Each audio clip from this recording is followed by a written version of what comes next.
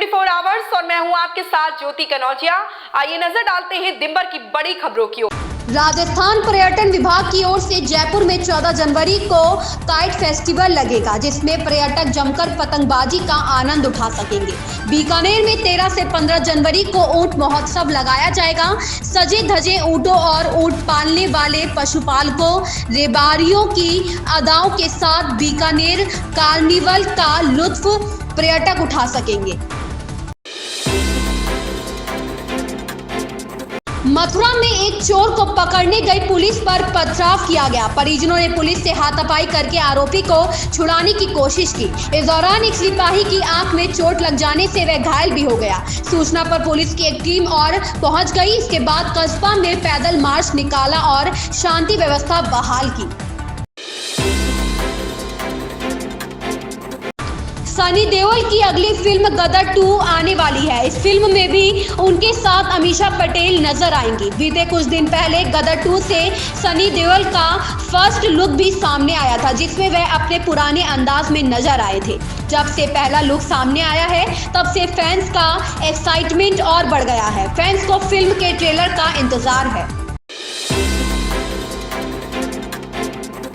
गांदरबल जिले के सोनामर्ग के बालटाल जोजिला इलाके के भारी हिमस्खलन हुआ है। फिलहाल इससे नुकसान की कोई सूचना नहीं है। समाचार एजेंसी ANI के मुताबिक प्रशासनिक टीम इस बारे में जानकारी जुटा रही है। उधर जम्मू कश्मीर में लगातार कड़ाके की ठंड जारी है। गृह मंत्री अमित शाह राजौरी जिले के डांगरी गांव में 13 जनवरी को पहुंचेंगे। वह वहां नए साल के पहले दिन बाद 2 जनवरी को हुए आतंकी हमले में मारे गए 7 लोगों के परिवार वालों से मिलेंगे। इस दौरान शाह उन्हें सुरक्षा का भरोसा दिलाएंगे।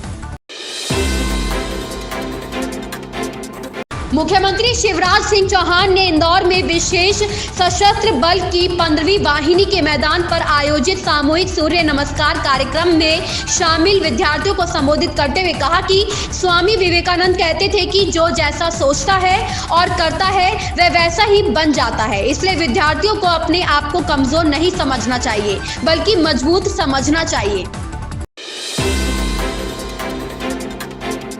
दिल्ली उपराज्यपाल VK सक्सेना ने मुख्य सचिव को 2015 से 2016 के दौरान सरकारी विज्ञापनों की आड़ में प्रकाशित राजनीतिक विज्ञापनों के लिए आपसे 97 करोड़ रुपए वसूलने का निर्देश दिया था। इसके एक माह बाद नोटिस भेजा गया है, लेकिन इसमें रकम 164 करोड़ रुपए कर दी गई है। इसमें इस राशि पर ब्याज भी शामिल है। उत्तर भारत इन दिनों सर्दी की चपेट में है, लेकिन जनवरी का दूसरा सप्ताह दिल्ली NCR के लिए राहत लेकर आया है। यहाँ 3 दिन ठंड से राहत रहेगी। गुरुवार सुबह दिल्ली NCR में कोहरा नहीं छाया, लेकिन धुंध की एक पतली परत जरूर है। हालांकि यूपी और बिहार के कई इलाकों में कोहरे की मोटी चादर देखने को मिली। कोलकाता के साल्ट लेक इलाके में भीषण आग की खबर है। जानकारी के मुताबिक आग से कई दुकानें जलकर खाक हो गई हैं। अधिकारियों के मुताबिक 12 दमकल गाड़ियों की मदद से आग पर काबू पाया गया। हादसे में एक व्यक्ति के घायल होने की भी सूचना है। सपा अध्यक्ष अखिलेश यादव ने योगी सरकार के प्रदेश में निवेश के दावों पर सवाल उठाए। उन्होंने कहा कि सरकार को यह भी बताना चाहिए कि पहले निवेश के लिए जो MOU साइन हुए थे, उनमें से कितना निवेश जमीन पर उतरा और कितने लोगों को रोजगार मिला। उन्होंने कहा कि यह इन्वेस्टर्स समिट केवल चुनाव की तैयारी है। गलन भरी ठंड और घने कोहरे के बीच मौसमी बदलाव प्रदेश में दस्तक देने जा रहे हैं। मौसम विभाग ने प्रदेश के पश्चिमी इलाकों में अगले 2 दिनों के दौरान बादल बदली के साथ बूंदाबांदी बारिश का पूर्वानुमान जताया है। वाराणसी के लिए 13 जनवरी कई मायने में खास होगा। इस दिन प्रधानमंत्री नरेंद्र मोदी रविदास घाट पर आयोजित कार्यक्रम में करीब 1 घंटे तक ऑनलाइन जुड़े रहेंगे। इस दौरान गंगा विलास क्रूज को हरी झंडी दिखाएंगे, साथ ही टेंट सिटी का लोकार्पण करेंगे। सुप्रीम कोर्ट ने गुरुवार को कहा कि वे भाजपा नेता सुब्रमण्यम स्वामी की उस याचिका पर फरवरी में सुनवाई करेंगे जिसमें राम सेतु को राष्ट्रीय धरोहर घोषित करने की मांग की गई है। कोर्ट ने कहा कि वह इस मामले पर फरवरी के दूसरे हफ्ते में सुनवाई करेगी। बीते साल महाराष्ट्र के दादर पुलिस स्टेशन परिसर में सीएम शिंदे व ठाकरे गुट के बीच हुई झड़प व गोली चलने के मामले में नया खुलासा हुआ है। पता चला है कि थाना परिसर में चलाई गई गोली एकनाथ शिंदे गुट के विधायक सदा सर्वांकर के लाइसेंसी हथियार से चलाई गई थी। तृणमूल कांग्रेस सांसद महुआ मोइत्रा अपने अनोखे अंदाज के लिए जानी जाती है। अक्सर भाजपा की तीखी आलोचना को लेकर चर्चा में रहने वाली महुआ ने एक बार फिर से अलग अंदाज में भाजपा पर तंज कसा है। उन्होंने अब चाय बनाते हुए वीडियो पोस्ट किया है। वीडियो के साथ उन्होंने लिखा है, चाय बनाने में हाथ आजमाया, क्या पता यह मुझे कहां ले जाए।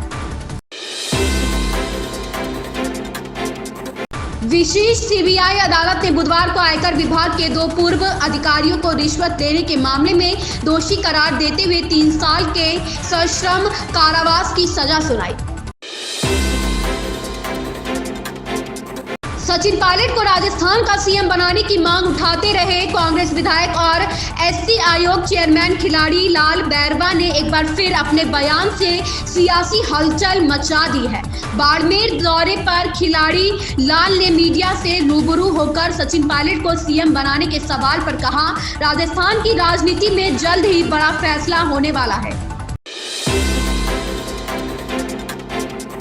चीन सीमा से सटे सीमांत चमोली जिले के आपदाग्रस्त जोशीमठ शहर में कोई भी घर नहीं टूटेगा। यह जानकारी उत्तराखंड के मुख्यमंत्री पुष्कर धामी ने दी है। उन्होंने कहा कि जनहित में सिर्फ इलाके के 2 होटलों को ध्वस्त किया जाएगा। जो भी प्रभावित लोग हैं उन्हें फौरी तौर पर सहायता के अनुरूप 1.50 लाख रुपए की सहायता राशि बांटी जाएगी।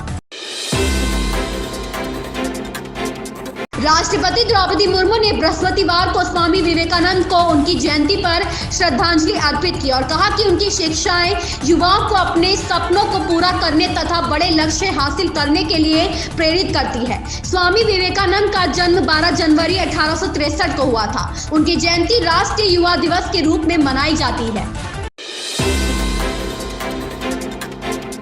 अनुष्का शर्मा और विराट कोहली की लाडली बेटी वामिका पूरे 2 साल की हो गई है। मां अनुष्का शर्मा अपनी प्यारी सी बेटी वामिका की तस्वीरें शेयर करती रहती हैं, जिसे फैंस काफी पसंद करते हैं। अनुष्का शर्मा ने अभी तक वामिका का चेहरा नहीं दिखाया है, लेकिन तस्वीरें देखकर लगता है वामिका काफी क्यूट है। बिहार के दूसरे तारामंडल का शुभारंभ अब से कुछ ही देर में हो जाएगा। दरभंगा पॉलिटेक्निक परिसर में बना तारामंडल उद्घाटन के लिए सज धज कर तैयार है। उद्घाटन के बाद आम लोगों के लिए यह खुल जाएगा और लोग तारामंडल का आनंद उठा सकेंगे। इस तारामंडल को अमेरिका की टीम ने डिजाइन किया है। 88 करोड़ की लागत से तारामंडल और 300 बेड के ऑडिटोरियम का निर्माण किया गया है। गुरुवार को समाधान यात्रा के दौरान मुख्यमंत्री नीतीश कुमार दरभंगा पहुंचे। अन्य कार्यक्रम के साथ तारामंडल का उद्घाटन और निरीक्षण करेंगे। तारामंडल के अंदर एक साथ 150 लोगों के बैठने की व्यवस्था है। तारामंडल का ट्रायल किया गया जो सफल रहा। साथ ही इसी भवन में 150 सीट के ऑडिटोरियम का निर्माण किया गया है, जिसमें मनोरंजन के कई साधन हैं। हरियाणा वेयर हाउसिंग कॉर्पोरेशन के पूर्व प्रबंध निदेशक और रोहतक मंडल आयुक्त आईएएस संजीव वर्मा को सरकार ने झटका दे दिया है। आईएएस अशोक खेमका के द्वारा 12 साल पहले दर्ज कराए मामले में पुलिस ने भ्रष्टाचार निरोधक कानून की धारा जोड़ दी है, जिसके बाद अब संजीव वर्मा की मुश्किलें बढ़ सकती है। संजीव वर्मा मामले में पीसी एक्ट की धारा जोड़ने के लिए फाइल हरियाणा के गृह मंत्री अनिल विज के पास जुलाई में ही फाइल पहुंची थी। इस पर विज ने लिखा था कि इसमें पहले से ही आईपीसी की धारा लगी हुई है, इसलिए मंजूरी की जरूरत नहीं है। इसके बाद हरियाणा पुलिस ने भ्रष्टाचार की धारा जोड़ दी है। हालांकि विज की यह नोटिंग अब सामने आई है। आईएएस अशोक खेमका ने संजीव वर्मा के खिलाफ पंचकुला सेक्टर 5 थाने में मुकदमा दर्ज कराया था। साल 2023 चुनावी साल है। यही कारण है कि चुनावी साल में बयानों की रस्साकशी जारी है। नेता एक दूसरे पर वार और पलटवार करते नजर आ रहे हैं। जनता के बीच खुद को जिंदा रखना भी जरूरी है। ऐसा ही एक बयान मध्य प्रदेश के विधानसभा के नेता प्रतिपक्ष डॉक्टर गोविंद सिंह का आया है। उन्होंने आरएसएस प्रमुख मोहन भागवत के स्टेटमेंट की देश में मुस्लिम सुरक्षित पर पलटवार किया है। उनका कहना है कि सरकार के पीछे यह खड़े हैं, सर्वे सर्वा भी है, तो इनसे पूछना चाहिए कि मुसलमानों को डरा कौन रहा है। इस पर एक्शन भी होना चाहिए। इतना भी नहीं, प्रदेश सरकार और मुख्यमंत्री पर आयुष्मान योजना में घोटाला का आरोप लगाया है। गृह मंत्री नरोत्तम मिश्रा को बोलने की बीमारी से ग्रसित बताया है। नेता प्रतिपक्ष डॉक्टर गोविंद सिंह ने कहा कि आयुष्मान योजना में बड़ा घोटाला हुआ है। उनकी मांग है कि मुख्यमंत्री शिवराज सिंह चौहान मामले की सीबीआई जांच कराएं।